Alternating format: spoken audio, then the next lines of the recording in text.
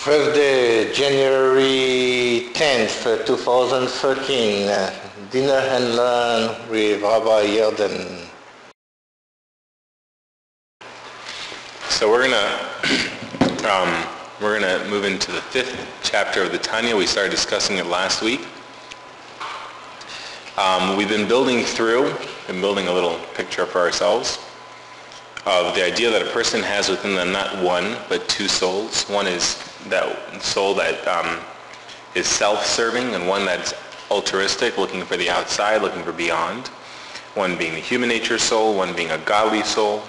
And then we got into the topic about what is the makeup of the godly soul. We explained the intellectual capacities, the emotional capacities, the faculties available to it, its tools.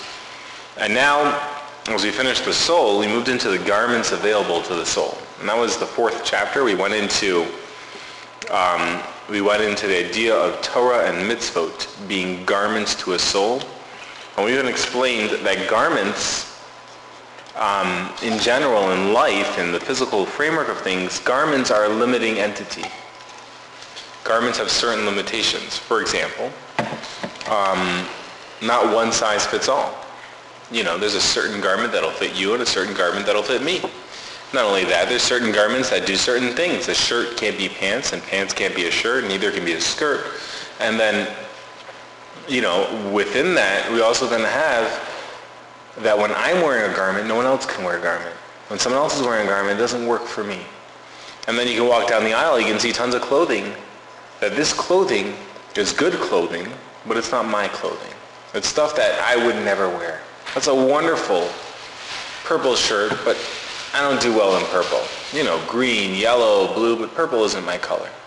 Or vice versa, purple is great, but I can't carry a blue well. That's a little bit too loud for me, that's a little bit too quiet for me, I'm more conservative, I'm more, That's an awesome thing, but I would never wear it. When I go shopping with my wife and I'm in the women's section, there's a lot of wonderful clothing that I would never wear. But for her, it's great. In the women's section? Yeah, no. That's easy to decide. It's not for me. But that's because garments have the idea that they're a close fit. When they fit us, they fit us well. But they don't fit anyone else. And some people mistaken that Torah and mitzvot are the same thing. That, in other words, the Torah and the mitzvot, that they only fit certain people and they only fit them well. And that's a mistake. In other words, Torah and mitzvot, while they are garments, they are things that can keep us warm, they can surround us, enclothe us, they can empower us, they can give us things that we don't have on our own. They're not things that only fit in a certain person at a certain time. It's something that is a one-size-fits-all. It's something that does fit with every person that puts them on properly. And that's what we discussed previously, what they can do and how they are empowering like that. What he goes on to say is that there's two parts to Judaism. One part is the doing of good deeds. I mean, there's many parts, but the one part is doing the good deeds. And the other part is the study of Torah. Study of Torah has two components to it. One is that it's a command of God, like any good deed. Good deeds are not just good deeds. They're actually commands of God. They, in general, all lead to good. But the reason why we put on tefillin is because God said to put on tefillin. The reason why we light Shabbat candles is God said to light Shabbat candles. We're doing His will. A mitzvah is a command that He commanded. One of them is to study Torah. On the flip side, Torah is also separate from a command. It is the pursuit of the knowledge of God, pursuit of understanding God's knowledge that He has shared with us. And the second way it's explained in Tanya is as sustenance, as food. That Torah, not only being a garment, also has sustenance, is also a food. It is also an internal thing. Talking the idea of the program, there's different parts of the program. And to me, those different parts speak to different parts of who we are. We can't say we're only going to do one part of the program. To me, at least, in my program, I need a balance of the different parts that are available. I need the meetings, but I need the readings. I need the steps, but I need the sponsor. And they all do different parts to that. And I don't know necessarily which part of the program would be the clothing, the external surrounding atmosphere necessity, and which would be the internal sustenance part. But they are all there. Both parts are there. And And this is what I want to highlight tonight. I'm going to talk first from the aspect of Torah and Judaism, and then we can obviously discuss in the aspects of recovery. But in Judaism, the idea of sustenance has an advantage that does not exist within garments, and obviously garments without sustenance. We can't say that when it's cold outside, we're going to eat 2 lunches to stay warm. It doesn't work. When it's cold outside, you got to put on a warm coat. And we can't say when we're hungry, we're going to put on extra clothing. They're 2 separate aspects that are totally necessitative to who we are. There is an advantage, though, on the Torah study that does not exist within the garment part of things, within doing mitzvahs. And that is that when someone eats something, they take a piece of food, let's say we just ate dinner, we ate chicken and rice and cauliflower. By eating it, our body takes this food and turns the food into part of who we are. We combine with the food, we merge with the food. We unite with the food to a certain degree. It says that you are what you eat. There's a truth to that. That's why Judaism has the laws of kashrut, because we believe that the food we eat affects who we are, and therefore we want to be affected positively. And so too the study of Torah, unlike doing a good deed, which is an external action, it's a very powerful external action like a garment. The study of Torah is internal. It merges with us, it melds with us, and unites with us, and eventually becomes part of who we are. Everything we learn, whether it be something we wanted to learn or not wanted to learn, is something that merges with us. In other words, when we study science, there's a certain part of us that is uniting with that science. It's harder to unite with that as it is with Torah. But for example, we're merging with the scientist, the one who taught that science. They say about, for examples, they say about movies with Steven Spielberg. Steven Spielberg has this art. There's different types of, movie producers. Some movie producers are just trying to get through a movie and make a deal off it. And then there's movie producers who are trying to share with you something. And they say Steven Spielberg movies were movies that he was trying to share an experience. You walked away with a message. That's what made a Steven Spielberg movie so special. He had something he wanted to share, and then he figured out how the movie was going to do that. As opposed to some people, they just have obviously the movie's going to have some violence in it, it's going to have a little bit of this in it, a little bit of that in it, oh, now we got a movie. They say the last movie he made like that was like that style, was Munich. That was his last message style movie, where you walk in and you get at least his idea on things. But the idea is that when you watch his movie, you're also getting his message. You're getting educated with that. You're merging with that message to a certain degree. And if you don't like that message, you shouldn't be watching the movie, because that's what you're going to walk away with. There was a lady who was in surgery, and she was under anesthesia, and she started to sing a complex, what's it called? What? Opera. Thank you. She was singing a complex opera. And when she awoke, the doctors asked her, they said, wow, it was very impressive. I don't know if you realize you sang this, is what you sang. And not only was she not a singer, like it's not something she invested time in, to her best knowledge, she had never heard this song before.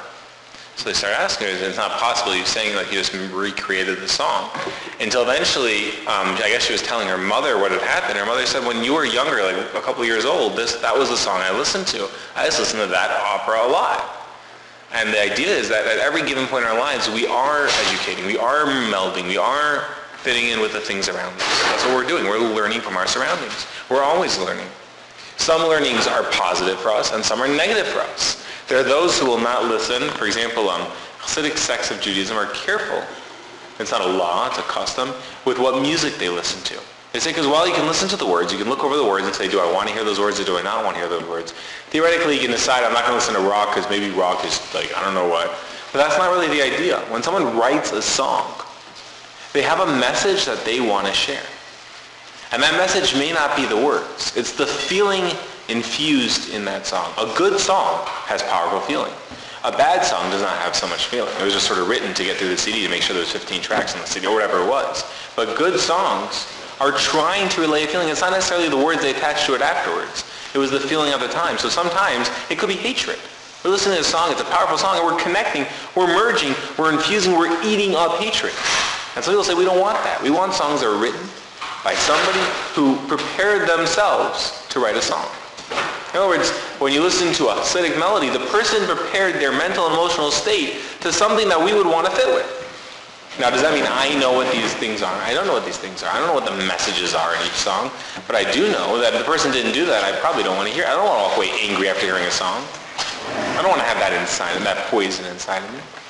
So there's one thing that I know that I can eat as much as I want of, and I'll always be okay. And that is the study of Torah. That's something that was looked over by God. And God said, this is good. You can study this. This, you're only taking in good stuff. There's no carbs, there's no negatives, there's no this. It's completely safe. You're in the safe zone with Torah. You can study it, you can merge it, you can unite with it, and the only thing you're filling up with is spirituality, with godliness, with positivity. And that applies to any segment of the Torah that we study. There was someone who asked the question. They said, if the idea here is that we're trying to describe that actions are positive in one way, they shield us, they protect us as clothing does, but study, learning, is internal, then how do you leave a room of study? And if you want to compare it to program, as they were asking, they said, if you're going to say that meetings, by hearing people talk that are in a meeting and sharing positive stuff, which is stuff we ingest and we hope that will become part of us, then why do we leave the meeting? The second we leave the meeting, we're taking negativity. How does that work? And there's an answer to this.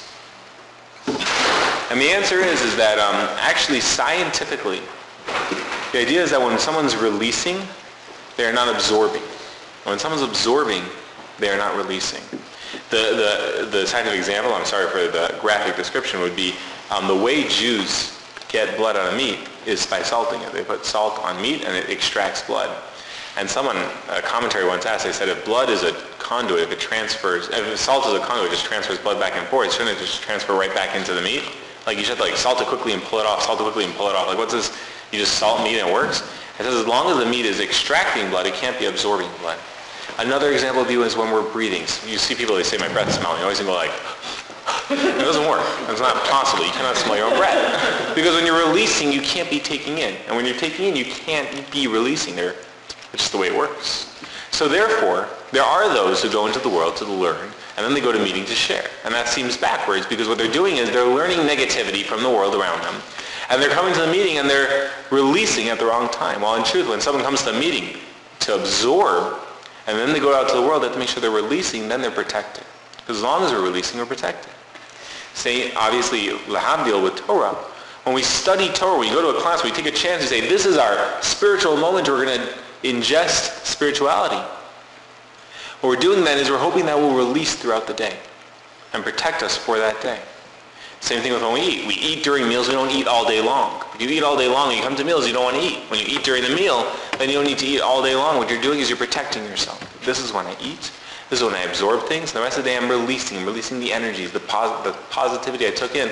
I'm going to release that. If I'm taking in all day, then I'm not going to eat during the meal because I'm full and I'm full of junk. I'm full of stuff I don't want in myself. So this is the idea of Torah being an internal thing, something that we internalize, something that we take in within us. And so too, with the idea, whenever we internalize things, there's different ways of internalizing things. Different levels of internalizing things, especially when it comes to intellect. Torah is an intellectual pursuit. It's not something that we just eat the book. I mean, don't eat the book. Don't walk out here and say that's a great idea. But we can take an idea. You can go to, sometimes you'll an example would be when I was going through a student teaching, an internship of student teaching, and there was a student that we used to play this game. We used to trade stories back and forth. But it wasn't like, shoot stories back and forth. You had to find a story that would puzzle the other person for an extended period of time. That was the goal. Like a mind, one of those, I think I got it. And we used to play this. We traded like 4 or 5 stories that year, and then over the phone we traded back and forth. And the game ended, he called me once, and he shared with me a story, and it's something that puzzled me for like a year or something, something I thought about. So at that point I lost his number, and I didn't know, we had switched different schools. This is a story he told me. He said that the Rebbe once, the Lubavitch Rebbe was once giving out pieces of cake, and a little girl came in line, and it was her turn, and she took the piece of cake, and she said to the Rebbe, she said, "Where's the cream?" I mean, obviously she wanted a little cream on her cake or something. And he said, "In Chabad, there's no cream." The guy said, "That's the end of the story," and he hung up the phone.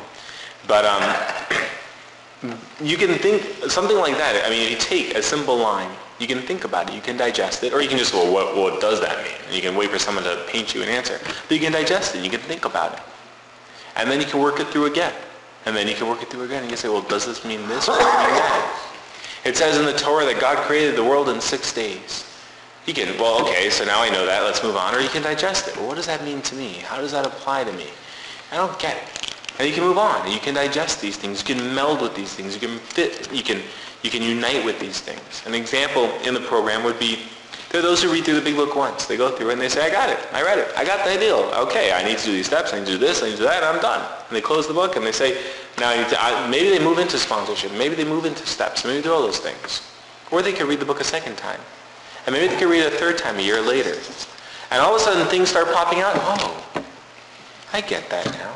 And then maybe they think about that line for a little bit. They don't just run off to the next page because they know they have to read it once every year because that's what their sponsor wants. No, they want to read this line again. This is a good place to stop for now. I'm going to think about this. And what they're doing is they're merging with the knowledge. They're uniting. They're actually digesting that information in many frameworks. There are those who rush through their meals and they get less out of them than they eat properly. And this is the idea of what knowledge has over action. It doesn't mean that action is lacking. Action has its own advantages. But knowledge has a certain advantage that's there. When we're reading certain things, this is what we're doing. We're uniting with it. We're hearing certain things. We're uniting and merging with the information. And it's a unity that is unparalleled. In other words, that form of unity is where it actually becomes part of who and what we are. And the highest form of this unity is when it's a godly pursuit. Because the thing we're uniting with is God. We're uniting with God through digesting, so to speak, God through intellect. We're uniting through God through his intellect himself. We're making his intellect part of who we are. There's a question asked about Torah, about certain parts of Torah. First of all, certain parts of Torah are very technical. But that's a separate part. There's certain cases in Torah. For example, a rebellious son. You open up the Talmud and it talks about a rebellious son. And the Talmud goes back and forth, what's a rebellious son? And when is a rebellious son? See, a son that's younger, it's not rebellious. It's a challenging child. It has to be a certain age where the kid understands, knows, takes responsibility, and then wants to rebel. And then he has to be a knowledgeable, rebellious son. And then he has to be still under the parents. He can't be too old. And he goes through for pages outlining what is rebellion. And he gets to the very end of this whole back and forth, finally getting to the case of what the kid had to do to be rebellious. And it says, basically, there never will be such a case. Never was and never will be such a case. And commentaries ask, they say, there never was, never will be. Why on earth is it there? It's like those rules. You're in school sometimes, you hear these rules, teachers say, if this and this happens, and this, and they go through this whole long chain, and you're like, you'll never get there. You're going to be expelled 4 months before that. Why is there a rule for that? And there's different rules that you just stare, and it's like, if you go into airplane bathrooms, they have like the shaver disposal on the airplane bathrooms. And you're like, you're not doing shavers on airplanes. Why do they have shaver disposals in the airplane bathroom? Who on earth is like shaving in the bathroom? And they need this is what it's there for. And the idea with Torah is because the purpose isn't only to know the law. The purpose is to merge with the intellect, to make that part of who we are, to get that positivity out of it. It doesn't need to be something that's practical for it to be applicable to me, to merge with me, to unite with me, to make that part of who I am. A lot of it is practical. A lot of it we do apply. But there's 2 forms of study. For example, when I was in yeshiva in LA, there was those who were studying to give an answer. Those were adults. And there was us who were studying for the sake of studying. At the time, it made no sense to us. What do you mean studying for the sake of studying? You study to take a test in school. It doesn't make any sense to us. You study to do something. You need knowledge you can use.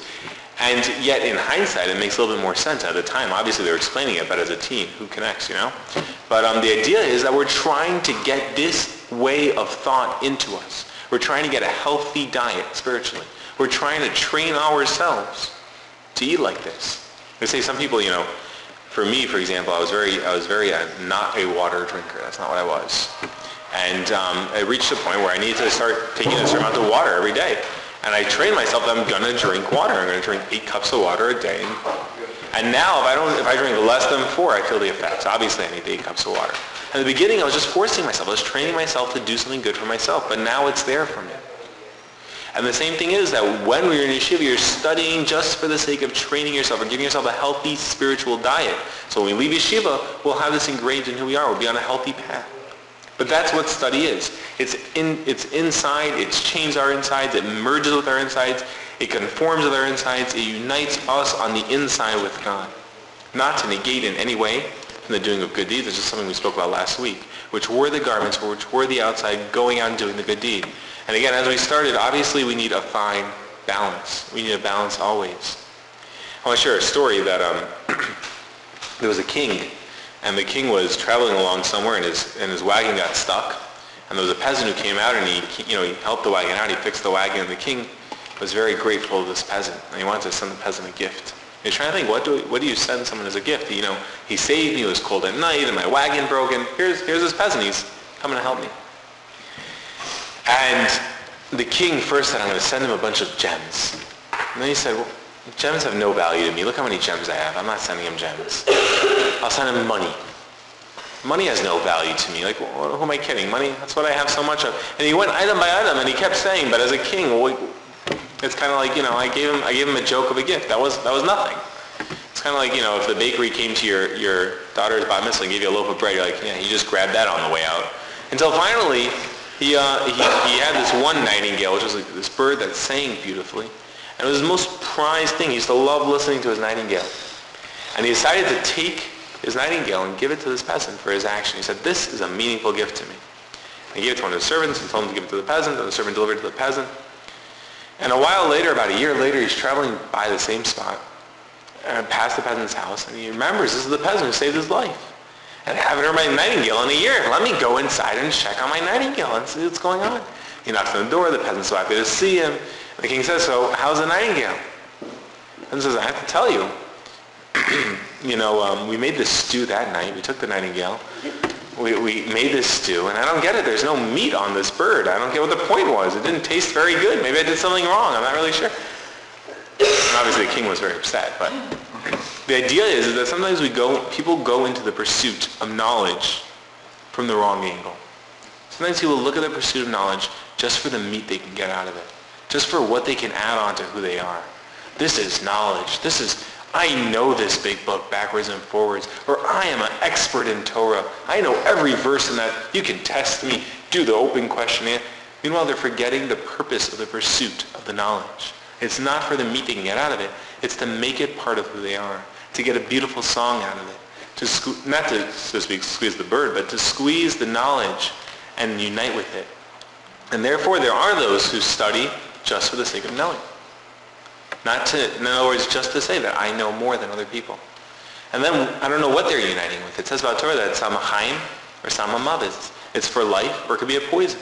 The idea is that if someone is boasting their own ego by studying of Torah, they're obviously missing the point of Torah. Because someone who truly studies should walk away realizing how little they know. They say we should all get jobs in kindergarten before we realize how little we know, right? But the same is true. The more we study, the more we realize I'm just getting started. Sometimes you meet people in the program, they come to a meeting, they're like 20, 30 years, and they look so simple, They say, I'm so glad to be. That was such a wonderful word you say. And then, unfortunately, sometimes we meet people who are just getting in, like, oh, I already heard that, and I already heard this. And the difference is sometimes that they're not realizing why we're here. We're here not because we didn't hear it, or we heard it, or we said it cutely. We're here because we need this. This is what's helping us out. This is giving us that spiritual richness that we can fit with. Obviously, at times, there are those who need to say, well, I do have expertise in that area, or I do have a lot of knowledge in this place to help someone out. But it's not for themselves. It's not to boast our own ego.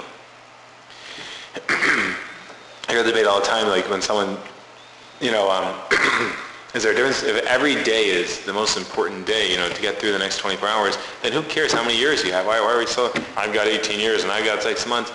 But the end of the day is that there's truth to both. I mean, obviously, that's what makes the argument fair. And part of the truth, at least to me, in saying that I have a longer time frame is to someone else. When someone else is looking to say, well, what can I learn from you? But if I'm looking at myself saying, well, I got 18 years here and I'm good to go, and then I'm just screwing myself up, and I better worry about the next 24 hours because that's the hardest 24 to get through.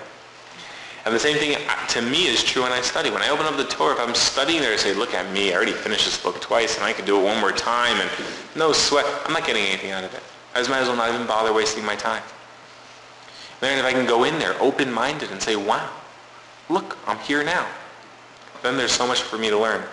There's a famous question asked about the sons by the Seder. We've said this a few times. By the Seder, there's 4 kids who join us. There's the wise son, the wicked son, the simple son, and the one who doesn't know how to ask. For those who say there's a 5th son who doesn't make it to the table. The whole group.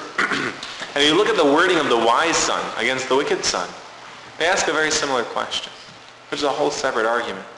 But the wise son is asking, he says, what are the point of these commandments? What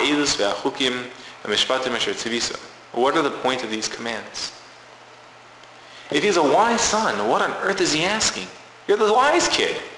You're the know-it-all. You know what's going on. Well, my daughter, thank God, she's almost 4. When she goes goo goo gaga, I'm not impressed anymore.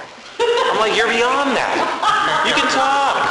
My little kid's doing that. You're not doing this. It's not cute. When you take the wise son and you redefine, when you take his question, that's a good line, huh?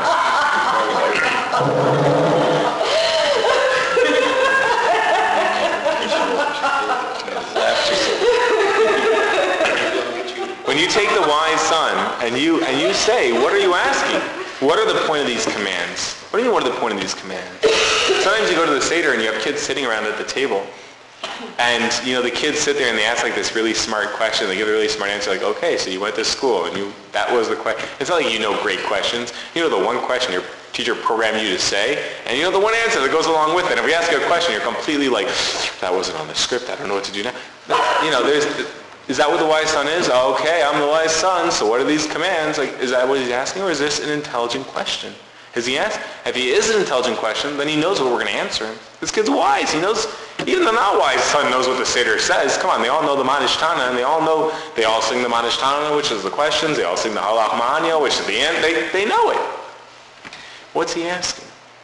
And the commentary goes on to answer that the wise son is wise enough to know that the reason why we're doing the Seder today is not for the same reason we did it last year. Because if we did it last year, we already did it. Seder isn't just a history thing.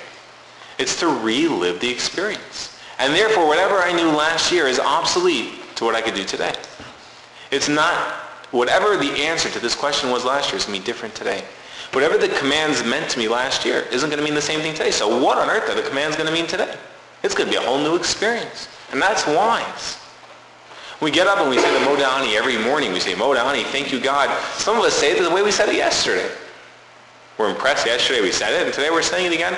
That's living in the past. There's no point to live if that's the way we're living. It's old. It's stale. As Benji always says, as I think the name of his wife, that's trying to rely on smelling clean today. You're relying on my shower from yesterday, right? But that's what we're doing. We're living in an old format. Today when we get up, it has to be, wow, I really am thankful for today.